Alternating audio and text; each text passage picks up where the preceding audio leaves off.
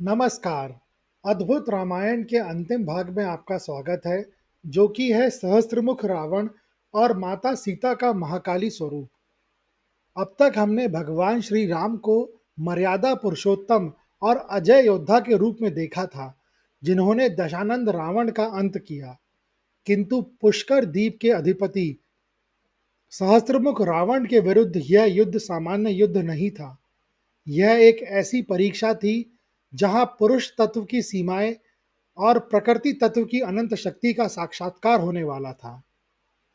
सहस्त्रमुख रावण का अस्तित्व केवल मांस और रक्त का नहीं, बल्कि एक अजय मायावी ऊर्जा का पुंज था। उसके 1,000 मुख केवल संख्या नहीं थे, बल्कि वे उसकी 1,000 गुना अधिक बुद्धि, 1,000 गुना अधिक दृष्टि और 1,000 गुना अधिक अहंकार को दर्शाते थे। वह पुष्कर द्वीप के एक ऐसे साम्राज्य का स्वामी था जहां देवताओं की भी पहुंच नहीं थी। उसका स्वरूप इतना विकराल था कि उसकी सांसों से निकलने वाली वायु ही चक्रवात लाने में सक्षम थी, और उसके शरीर की आभा प्रलय के सूर्य के समान दीप्तिमान थी। उसकी उत्पत्ति के पीछे का सबसे बड़ा कारण उसका भगवान ब्रह्मा से प्राप्त एक विशिष्ट वरदान था, जिसने उसे मनोवैज्ञानिक रूप से अजय बना दिया था। उसने वरदान मांगते समय समस्त पुरुष जाति, देवताओं और असुरों से अपनी मृत्यु को असंभव बना लिया था। लंका के रावण के विपरीत सहस्त्रमुख रावण को किसी सांसारिक सुख या भोग की लालसा नहीं थी। उसका पूरा अस्तित्व केवल इस बात पर टिका था कि ब्रह्मांड में उसके समान कोई दूसरा शक्तिपुंज ना हो। वह मर्यादाओं से परे एक ऐसी सत्ता थी जिसे वश में करना किसी भी पारंपरिक युद्ध कौशल से संभव नहीं था। सहस्त्रमुख रावण का दशानन से भिन्न होना उसकी तपस्या की गहराई और उसकी माया की व्यापकता में निहित है। जहां दशानन ने अपनी शक्तियों का प्रदर्शन पृथ्वी पर अधिकार करने के लिए किया, वहीं सहस्त्रमुख रावण ने स्वयं को प्रकृति के मौलिक तत्वों अग्नि, वायु और आकाश का स्वामी बना लिया था।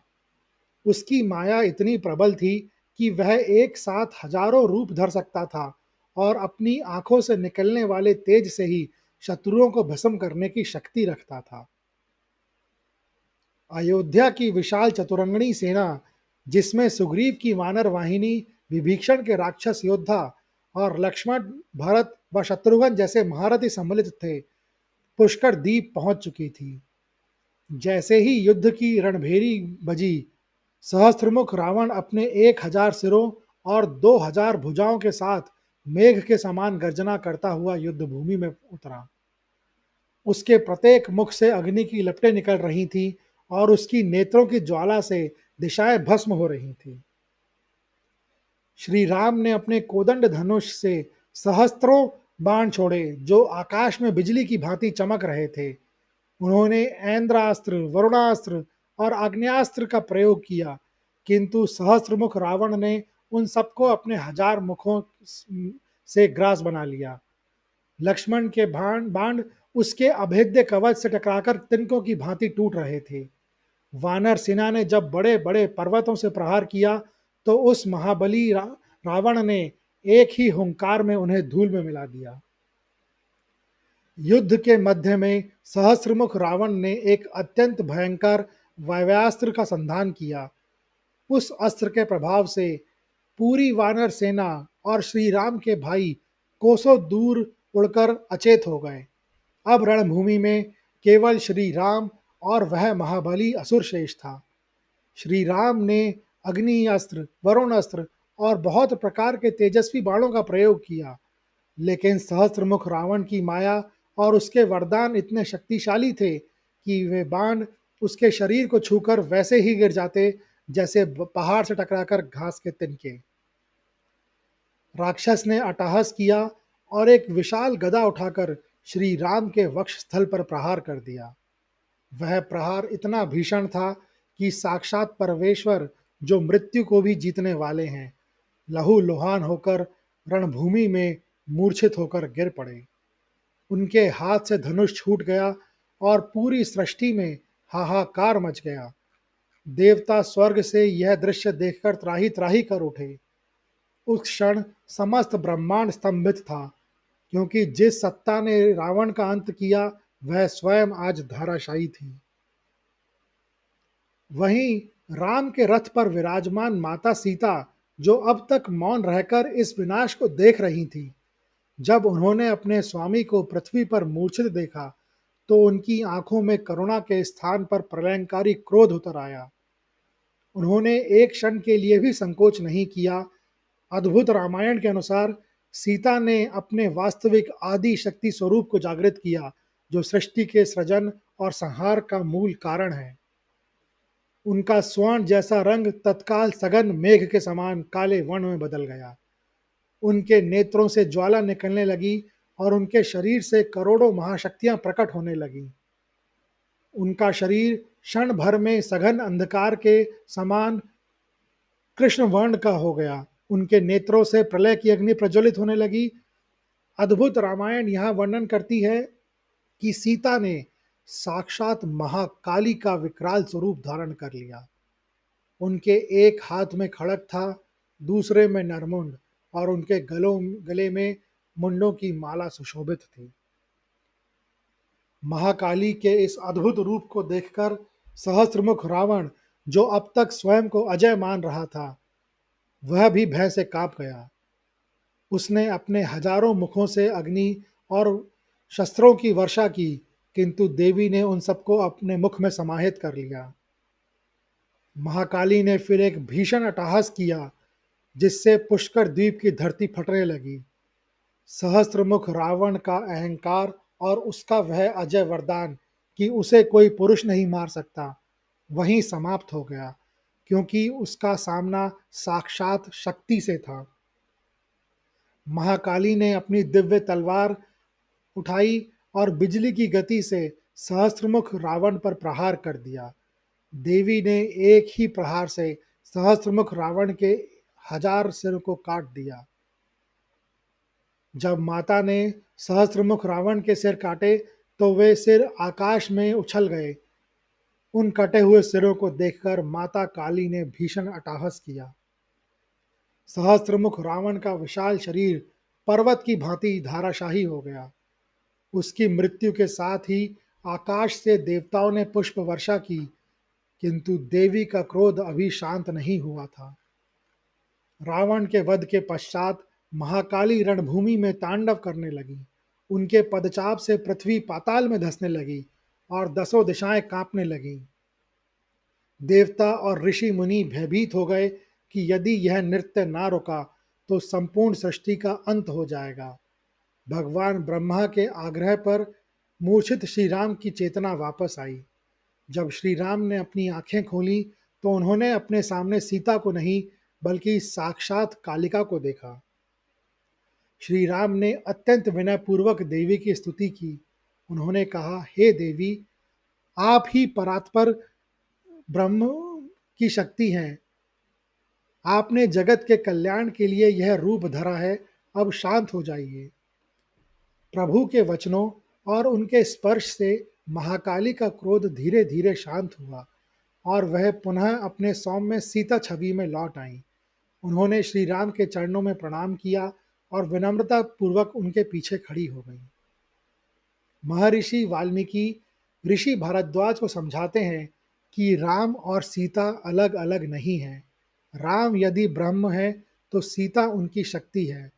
बिना शक्ति के ब्रह्म भी कार्य करने में असमर्थ हो जाता है। अद्भुत रामायण का यह अंतिम अध्याय हमें सिखाता है कि नारी शक्ति का वह स्रोत है जो समय आने पर संसार की रक्षा के लिए किसी भी सीमा को लांघ सकती है। यहीं पर अद्भुत रामायण की मुख्य कथा विश्राम लेती है, जहाँ श्री राम और सीता सानंद अयोध्या लौट आते हैं और ऋषियों को यह बोध होता है कि जिसे वे साधारण माता जान रहे थे, वे साक्षात जगदम्बा हैं। अद्भुत रामायण का आध्यात्मिक सार और इसकी फलश्रुति वास्तव में भक्त के हृदय में ज्ञान और वैराग्य का बीजारोपण करने वाली है। इस ग्रंथ का मूल उपदेश इस सत्य को प्रतिष्ठित करना है कि जिसे हम साधारण मानवीय रूप में सीता कहकर पुकारते हैं, वे वास्तव में ब्रह्म की वह अमोघ शक्ति हैं जिसके बिना सृष्टि का संचालन असंभव है। महर्षि वाल्मीकि इस अंतिम अध्याय में यह स्पष्ट करते हैं कि भगवान श्री राम का रणभूमि में मूर्छित होना उनकी दुर्बलता नहीं, बल्कि एक उच्चतर सत्य का प्रदर्शन था। यह दृश्य संसार को यह दिखाने के लिए रचा गया था कि पुरुष अर्थात तो ईश्वर जब तक अपनी प्रकृति अर्थात शक्ति को जागृत नहीं करता, तब तक अधर्म के उच्चतम शिखर यानी सहस्त्रमुख रावण का अंत नहीं किया जा सकता। अतः इस ग्रंथ का आध्यात्मिक निचोड़ यह है कि राम और सीता में कोई भेद नहीं है। वे एक ही तत्व के दो स्वरूप हैं, एक दृष्टा है और दूसरी क्रिया। इस ग्रंथ की फलश्रुति के विषय में महर्षि वाल्मीकि अत्यंत विस्तार से बताते हैं कि कि जो भी श्रद्धावान मनुष्य इस अद्भुत रामायण का श्रवण या पठन करते समय करेगा, उसके जीवन के समस्त संताप उसी प्रकार नष्ट हो जाएंगे जैसे सूर्य के उदय होने पर अंधकार विलीन हो जाता है। विशेष रूप से उन साधकों के लिए जो शक्ति की उपासना करते हैं, यह ग्रंथ किसी सिद्ध मंत्र से कम नहीं है। इसके श्रवण से न केवल सांसारिक कष्टों जैसे रोग, दरिद्रता और शत्रुओं का नाश होता है, बल्कि मनुष्य के भीतर उस साहस का संचार होता है जो उसे जीवन की कठिनतम परिस्थितियों में भी स्थिर रखता है। यह कथा मनुष्य को यह विश्वास दिलाती है कि जब अधर्म अपनी चरम सीमा पर होगा और स्वयं ईश्वर भी मानव लीला में असहाय प्रतीत होंगे, तब वह आदि शक्ति किसी न किसी रूप में प्रकट होकर धर्म की रक्षा अवश्य करेगी। अद्भुत रामायण का अंतिम उपदेश सामाजिक और दार्शनिक दृष्टि से भी अत्यंत क्रांतिकारी है। यह ग्रंथ नारी को केवल एक सहगामिनी के रूप में नहीं, बल्कि तारिणी के रूप में स्थापित करता है। जहां वाल्मीकि रामायण में सीता का परित्याग और उनकी सहनशीलता प्रमुख है, वहीं अद्भुत रामायण उन्हें एक योद्धा और सहारिणी के रूप में प्रस्तुत कर यह संदेश देती है कि नारी का अपमान करने वाला रावण चाहे कितना भी बलशाली क्यों ना हो, उसका अंत निश्चित है। अंततः यह महाकाव्य अद्वैत के बोध पर समाप्त होता है, जहां भक्त यह अनुभव करता है कि पूरी सृष्टि सीता राम में है। जो इस रहस्य को जान लेता है, वह जन्म मृत्यु के चक्र से मुक्त होकर इस परम उस परम पद को प्राप्त करता है जहां केवल अखंड आनंद और शांति का वास है। अद्भुत रामायण की यह दिव्य यात्रा यहाँ पूर्ण होती है। यह कहानी सुनने के लिए धन्यवाद। अगर आपको यह कहानी अच्छी लगी हो तो कृपया इस वीडियो को ज़्यादा से ज़्यादा लोगों के साथ शेयर करें, लाइक करें व चैनल को सब्सक्राइब करें। कमेंट्स बॉक्स में लिखें जय श्री राम, जय माता सीता।